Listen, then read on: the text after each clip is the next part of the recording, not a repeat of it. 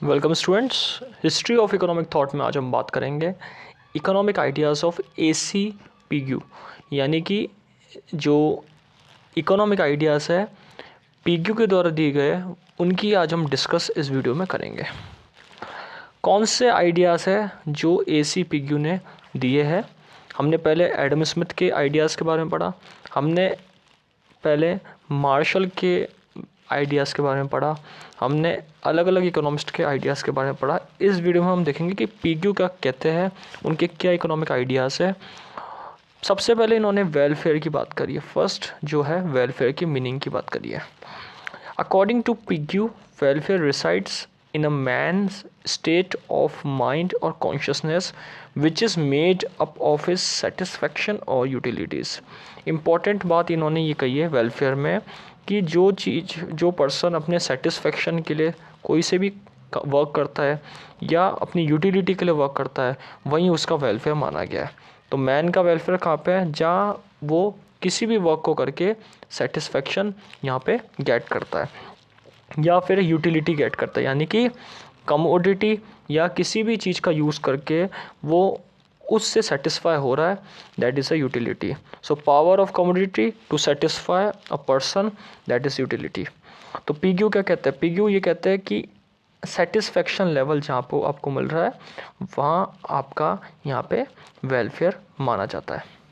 सो एक state of mind है welfare, एक कॉन्शियसनेस है जो सेटिस्फेक्शन और यूटिलिटी से मिलता है। Social welfare is regarded is the summation of all individual welfare in society. इसी के अगर एक्सटेंड पॉइंट की बात की जाए तो PQ ये कहना चाहते हैं कि अगर एक पर्सन इंडिविजुअल सेटिस्फाई होगा, इसी तरीके से इनका समेशन यानी कि सोशल वेलफेयर होगा। तो सोशल वेलफेयर क्या है? कंप्लीटली वेलफेयर का समेशन है जो सोसाइटी में देखा जाता है। कुछ इन्होंने डीलिमिट करा है, मतलब कुछ बाउंड्री इन्होंने ड्रॉ करी है। The range of is economic welfare, इन्होंने क्या ऑब्जर्व करा है? As he himself observe economic welfare is by no means an index of total welfare because any other element is in the latter. इन्होंने क्या बताया कि economic welfare completely total welfare नहीं माना जाएगा। वेलफेयर के बारे में इन्होंने बताया, लेकिन इन्होंने इकोनॉमिक वेलफेयर को टोटल वेलफेयर नहीं माना। क्यों? क्योंकि कुछ एलिमेंट बाद में आते हैं। कौन कौन से एलिमेंट है जो इकोनॉमिक वेलफेयर में हर्डल के रूप में आते हैं? जैसे क्वालिटी ऑफ वर्क। अगर किसी पर्सन की क्वालिटी ऑफ वर्क नहीं है तो वो अपना प्रॉपर्ली वेलफेयर नहीं कर सकता, वो प्रॉपर्ली सेटिस्फेक्शन नहीं गेट कर सकता किसी भी वर्क के अंदर। वो अपनी ग्रोथ नहीं कर रहा है तो वहाँ पे प्रॉपर्ली कुछ ना कुछ क्वालिटी में कमी रहने की वजह से प्रॉपर्ली सेटिस्फेक्शन लेवल नहीं बढ़ता, इकोनॉमिक ग्रोथ नहीं होती, और जब इकोनॉमिक ग्रोथ नहीं होती तो प्रॉपर्ली एक तरीके से वेलफेयर भी नहीं माना जाता। एक इन्वायरमेंटल फैक्टर भी इन्होंने बताया इकोनॉमिक ग्रोथ में, क्योंकि रिसोर्सेज हर जगह अवेलेबल नहीं होते या कुछ रिसोर्सेज की स्कार्सिटी रहती है, तो कुछ कमी रहने की वजह से या अवेलेबल ना रहने की वजह से या अवेलेबल है तो यूज़ ना होने की वजह से इन्वायरमेंट का भी एक इम्पैक्ट है जो इकोनॉमिक ग्रोथ में इकोनॉमिक वेलफेयर कंप्लीट नहीं मानने देता है। ह्यूमन रिलेशनशिप्स, यानी कि ह्यूमन बीइंग का ह्यूमन रिसोर्सेज किस तरीके से रिएक्ट करते हैं इकोनॉमिक ग्रोथ में। स्टेटस क्या है आपका, पुअर हो, रिच हो या फिर मिडिल मैन हो, हाउसिंग एरिया, पब्लिक सिक्योरिटी, ये सारे एब्सेंट रहते हैं इकोनॉमिक वेलफेयर में ज़्यादातर। तो इन्होंने क्या कहा है, अगर ये चीज़ें रहती है तो कम्प्लीटली इकोनॉमिक वेलफेयर को टोटल वेलफेयर नहीं माना जाएगा, क्योंकि इन चीज़ों का ग्रोथ करना, इन चीज़ों को इम्प्रूव करना होगा तो यहाँ पे प्रॉपर्ली इकोनॉमिक ग्रोथ माना जाएगा। सो इन्होंने क्या कहा है, as he himself observe economic welfare is by no means an index of total welfare because many other element in the latter. ये चीज़ें यहाँ पे रहती है, ये चीज़ें बाद में पता चलती है या फिर पता होने के बाद भी इसका डेवलपमेंट नहीं हो पाता। He therefore defined economic welfare that a part of social welfare that can be brought directly or indirectly into the relation of measuring rod of money। तो इन्होंने क्या बता रखा है इकोनॉमिक वेलफेयर को? सोशल वेलफेयर का सबसेट, यानी कि इकोनॉमिक वेलफेयर एक ऐसा पार्ट है जो सोशल वेलफेयर का एक हिस्सा है जो मनी में डायरेक्टली या इनडायरेक्टली मेज़र होता है। इंपॉर्टेंट एलिमेंट मनी में मेज़र होता है तभी तो इकोनॉमिक वेलफेयर माना जाएगा। जिस चीज़ को आप मनी में मेज़र नहीं कर सकते हो वो इकोनॉमिक वेलफेयर में इंक्लूड नहीं होगा। इसलिए सोशल वेलफेयर को इन्होंने सबसे बड़ा, सबसे लार्जेस्ट पार्ट माना है वेलफेयर का, क्योंकि सोशल वेलफेयर इंडिविजुअल वेलफेयर का समेशन है। और इकोनॉमिक वेलफेयर को एक पार्ट, एक हिस्सा माना है जो डायरेक्टली और इनडायरेक्टली किस में मेज़र होता है, मनी में। जैसा कि बाकी इकोनॉमिस्ट कहते हैं कि मनी का मेज़रमेंट अगर लेवल अप है, मनी का लेवल अप है तो यहाँ पे इकोनॉमिक वेलफेयर अच्छा है। मनी का लेवल अगर नहीं है, वेल्थ से लेवल अच्छा नहीं है, तो इकोनॉमिक वेलफेयर वहाँ पे स्लो है या अंडर डेवलप है। Thus, economic welfare in the Pigovian sense implies the satisfaction of utility derived by an individual from the use of exchangeable goods and services.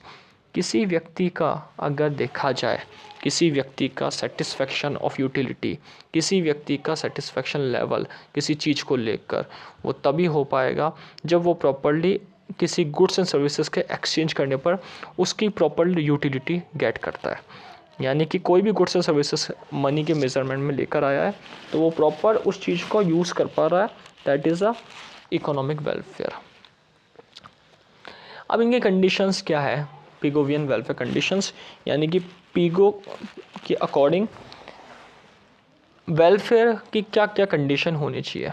सबसे पहले इम्पॉर्टेंट इन्होंने बताया कि अगर इकोनॉमिक वेलफेयर करना है तो नेशनल इनकम आपकी बढ़नी चाहिए। दोनों में रिलेशन है डायरेक्ट। जैसे जैसे इकोनॉमिक वेलफेयर बढ़ेगा या नेशनल इनकम बढ़ेगी, वैसे वैसे इकोनॉमिक वेलफेयर बढ़ेगा, और अगर इकोनॉमिक वेलफेयर बढ़ेगा तो नेशनल इनकम अपने आप तेज़ी से बढ़ेगी। डायरेक्ट रिलेशनशिप इन्होंने इस चीज़ को डिटरमाइन करा है। It is on the this basis that he lays down 2 conditions for maximization of welfare. इसी के अंतर्गत, इसी के अंडर में इन्होंने 2 कंडीशन ऐसी बताई है। पहली कंडीशन तो हम पढ़ चुके हैं, first condition state welfare is said, welfare कब माना जाएगा, जब नेशनल इनकम बढ़ेगी। जैसे जैसे नेशनल इनकम बढ़ेगी वैसे वैसे इकोनॉमिक वेलफेयर कंट्री का बढ़ेगा। तो इस चीज़ के ऊपर पीग्यू ने बहुत इंपॉर्टेंट एलिमेंट बताया है कि अगर हमारी कंट्री को ग्रोथ करना है, प्रॉपरली इकोनॉमिक ग्रोथ करना है, क्योंकि economic growth, economic welfare social welfare का पार्ट है, सोसाइटी को भी डेवलप करने के लिए इकोनॉमिक वेलफेयर ज़रूरी है। तो इन्होंने कहा है कि सबसे पहली कंडीशन है कंट्री के उन चीज़ों पर ध्यान देना जो कंट्री की नेशनल इनकम को इंक्रीज़ करने में हेल्प करते हैं। जैसे जैसे कंट्री की नेशनल इनकम बढ़ेगी वैसे वैसे यहाँ पे कंट्री की इकोनॉमिक वेलफेयर भी बढ़ेगा। इसके बाद इन्होंने क्या बताया, इसी चीज़ को एक्सटेंड करके बताया, an increase in national income represent an increase in welfare. PIGU contends that in the most cases the national income would increase even through the disutility of work also increases। अब कुछ इसकी कमी भी बताई है, national income बढ़ेगा वैसे disutility भी बढ़ती है, क्योंकि यूटिलिटी ज़्यादा बढ़ेगी तो इनकम बढ़ेगी। यूटिलिटी यानी कि सेटिस्फेक्शन लेवल, और कब बढ़ेगा, जब डिमांड ज़्यादा होगी, डिमांड ज़्यादा होने से खर्चा ज़्यादा लोग करेंगे तो इनकम बढ़ेगी, तो इस कारण से वर्क की डिसयूटिलिटी भी बढ़ती है। ये एक इन्होंने इसका क्रिटिसाइज पॉइंट बता दिया कि यूटिलिटी डिसयूटिलिटी में भी कन्वर्ट हो जाती है, यानी कि सेटिस्फेक्शन डिससेटिस्फेक्शन लेवल में कन्वर्ट होता है। इसको ऐसे समझेंगे हम, जैसे हम लॉ ऑफ मार्जिनल यूटिलिटी में देखते थे ये वाला पॉइंट, कि पर्सन किसी चीज़ का यूज़ करते करते मार्जिनल यूटिलिटी उसकी ऑल्सो डिक्रीज हो जाती है, जिसको हम law of diminishing marginal utility कहते हैं। तो यही चीज़ यहाँ पे अप्लाई हो रही है कि ज़्यादा से ज़्यादा नेशनल इनकम बढ़ना, ज़्यादा से ज़्यादा वेलफेयर बढ़ता है, लेकिन ज़्यादा से ज़्यादा नेशनल इनकम के साथ साथ डिसयूटिलिटी ऑफ वर्क भी बढ़ जाता है। यानी कि इनकम तो बढ़ रही है लेकिन जो सेटिस्फेक्शन लेवल है लोगों का एक्सचेंजेबल गुड्स एंड सर्विसेज के लिए, वो यहाँ पे डिसयूटिलिटी में हो रहा है, और बाद में वो उस चीज़ को ड्रॉप कर देते हैं जिस कमोडिटी का यूज़ वो कर रहे हैं, और ऑल्टरनेट चीज़ पर चल जाते हैं। तो ये एक तरीके से डिसयूटिलिटी एक क्रिटिसाइज पॉइंट यहाँ पे है। लेकिन इन्होंने क्या कहा है, इन्होंने यही कहा है कि अगर डिसयूटिलिटी होगी तो ऑल्टरनेट पे जाएगा पर्सन, तो दूसरी चीज़ की यूटिलिटी बढ़ जाएगी, तो इससे नेशनल इनकम पे इतना इम्पैक्ट नहीं पड़ेगा जितना पड़ना चाहिए। सेकेंड इन्होंने बात कही है welfare maximization, the distribution of national income is equally important. If national income remain constant, transfer of income from rich to poor would improve welfare। एक तरीका और बताया इन्होंने वेलफेयर का कि रिच और पुअर का डिफरेंस नहीं पड़ना चाहिए। जस्टिस के पॉइंट को लेकर इन्होंने बताया कि रिच और पुअर का जो वेलफेयर दोनों का साथ होगा, यानी कि equally distribution of national income. National income बढ़ना तो इम्पोर्टेंट है ही, साथ ही साथ नेशनल इनकम बढ़ने के साथ साथ नेशनल इनकम इक्वली डिस्ट्रीब्यूट होना, यानी कि बैकवर्ड एरिया में पुअर जो अनएम्प्लॉयमेंट की वजह से इनकम क्रिएट नहीं कर पा रहे, उनके लिए भी यहाँ पे इनकम क्रिएट करने के सोर्सेस अवेलेबल होने चाहिए जिससे वो अपना वेलफेयर कर सके। तो इस पॉइंट को इन्होंने बहुत प्रॉपरली फोकस करा है कि नेशनल इनकम जैसे बढ़ेगा वैसे वैसे नेशनल इनकम के साथ साथ डिस्ट्रीब्यूशन ऑफ इनकम भी बहुत ज़्यादा ज़रूरी है। तो दो बातें इन्होंने कही है पीयू ने वेलफेयर की कंडीशन में। फर्स्ट इन्होंने कही है कि नेशनल इनकम तो बढ़ना चाहिए जिससे वेलफेयर बढ़ेगा, और सेकंड इन्होंने कही है कि नेशनल इनकम बढ़ेगा वेलफेयर बढ़ेगा, साथ ही साथ डिस्ट्रीब्यूशन अगर इक्वली बटेगा, रिच और पुअर में डिफरेंस नहीं रहेगा, तो इससे क्या होगा, कंट्री का ग्रोथ तेज़ी से होगा। According to PQ, such transfer means less to the wealthy than to poor. As a result, the economic position later is raised. ये चीज़ बता रखी है कि ज़्यादा से ज़्यादा अगर रिच के बजाय पुअर पे ध्यान दो तो वो जो इकोनॉमिक ग्रोथ है वो तेज़ी से बढ़ेगा, नहीं तो इकोनॉमिक वेलफेयर तेज़ी से नहीं बढ़ पाएगा ऑल ओवर कंट्री की पॉपुलेशन का। This welfare condition is based on the dual Pigouvian postulates यानी कि theories of equal capacity of for satisfaction and diminishing marginal utility of income. इसलिए इन्होंने ड्यूअल क्राइटेरिया दिया है कि सेटिस्फैक्शन लेवल तो होना चाहिए, इक्वल कैपेसिटी यानी कि रिच प्लस पुअर की, साथ ही साथ मार्जिनल यूटिलिटी ऑफ इनकम की डिमिनिशिंग की बात भी इन्होंने कही है।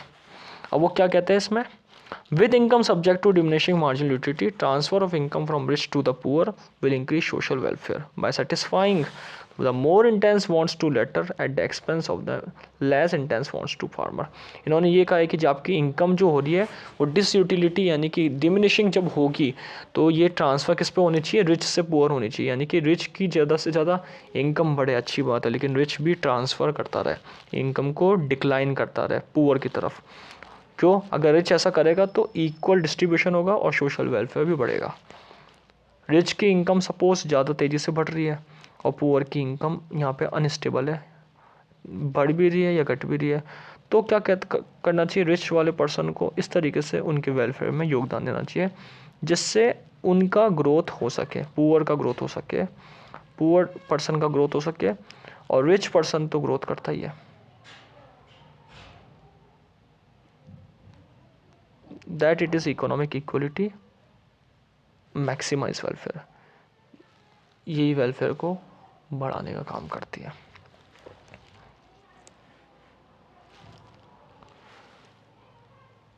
इसके बाद इन्होंने बात करी improvement in social welfare. Social welfare के लिए दो क्राइटेरिया इन्होंने बताया है कि अगर सोशल वेलफेयर को और इम्प्रूव करना है तो दो क्राइटेरिया होने चाहिए, और ड्यूअल क्राइटेरिया के ऊपर इन्होंने बात करी है। पहली बात इन्होंने करी है, first an increase the in national income brought about either by increasing some goods without diminishing other by transferring factors to the activity in which their social value is higher regarded in improvement in welfare without reducing the share of the poor important line। यानी कि क्या कह रहा है कि national income बढ़ाना, सब goods का प्रॉपर यूज़ करना विदाउट डिमिनिशिंग अदर, दूसरे गुड्स को मतलब डिमिनिशिंग करे, यानी कि प्रॉपरली हर गुड्स का इक्वली डिस्ट्रीब्यूशन होना चाहिए, सबको मिलना चाहिए और उसका प्रॉपर यूज़ होना चाहिए गुड्स का, जिससे इकोनॉमिक ग्रोथ बढ़े, क्योंकि एक्सपेंडिचर बढ़ेगा, डिमांड बढ़ेगी, एक्सपेंडिचर बढ़ेगा, इक्वली डिस्ट्रीब्यूट होगा गुड्स, तो नेशनल इनकम बढ़ेगी।